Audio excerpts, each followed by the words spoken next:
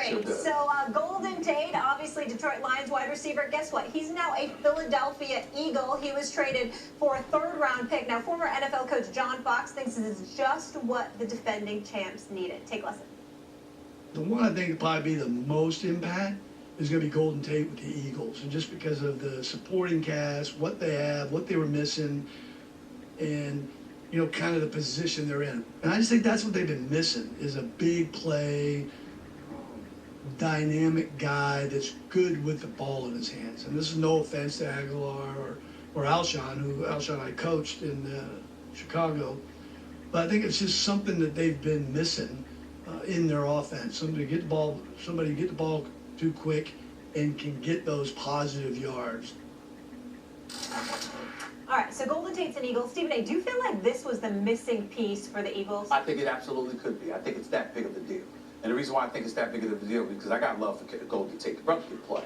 And when you consider him being in the slot and having the combination of him along with your running backs, whether it's Clement or somebody else, or Wendell Smallwood, or you got Zach Ertz to give it to. You're talking about a guy in Carson Wentz that doesn't have to look deep in order to get completions and to move the chains. And because of that, that's why this is such a big deal.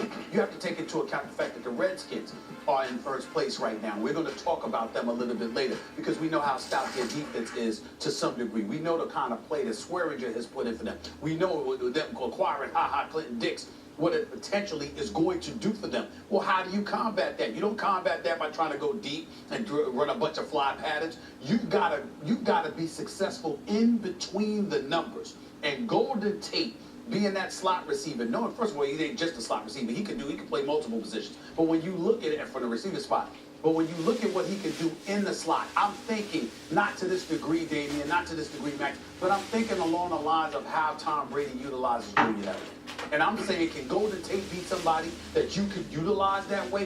Of course you can, particularly with the weapons that the Philadelphia Eagles have. We all say that the Eagles are going to go where Carson Wentz takes them.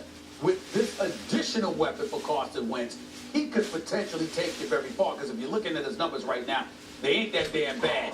And we haven't even considered him having arrived yet since he's gotten back from his injuries. So I love the acquisition of Golden Tate.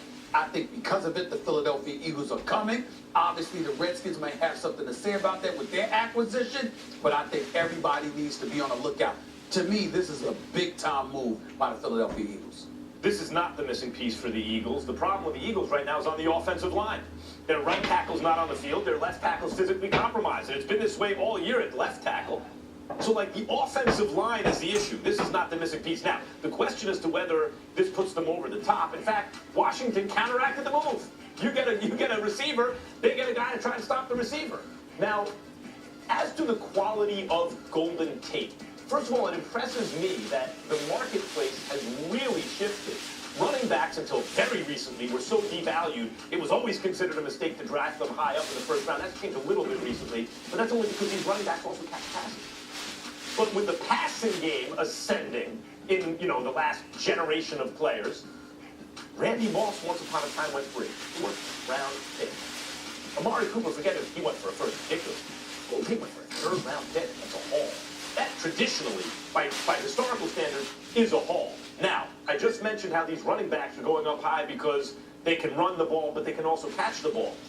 This is an example in Golden Tate of a guy who kind of does the same thing, but reverse.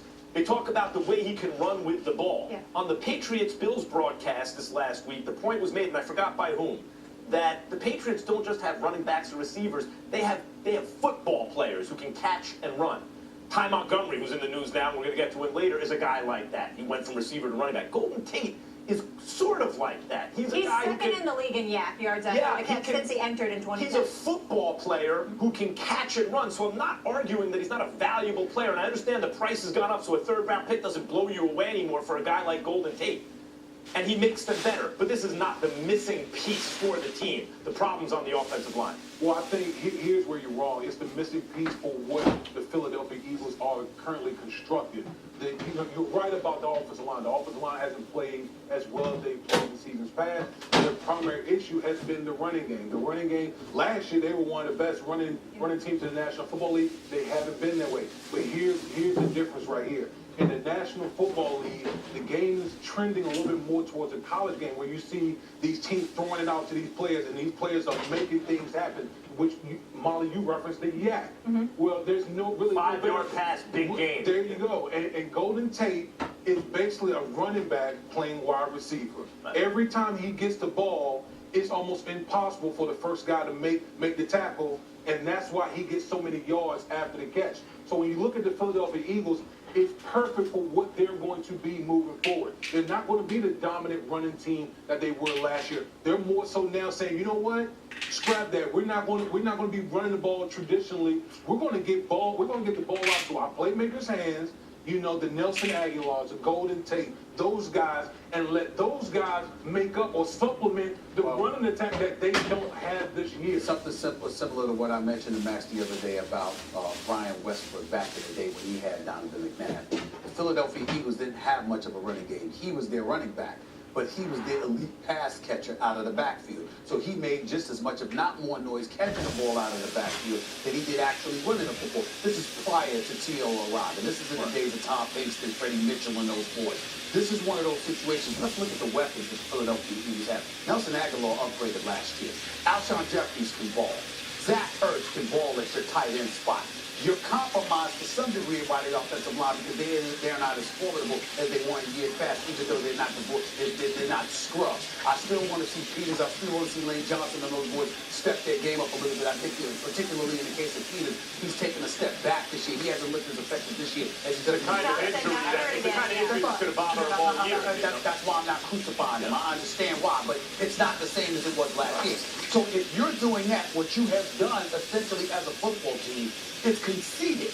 I can't run the football nearly as effectively because my offensive line is not as stout. But for some reason, they can still pass protect. And we know this cat Carson Wentz, who's completing 70% of his passes, give him an additional weapon. That's what you do. All right. So Stephen and Damian feel like good move there, essentially missing piece. You're still focused on the O-line. Yeah, and obviously two of them getting hurt their last game. Let's stay with the wideouts guy. Demaryius Thomas also on the move. He is headed south, traded to the Broncos for Thomas in a 2019 7th-round pick to Houston for a 2019. Are you ready, Dallas? We're heading to Big D this Monday.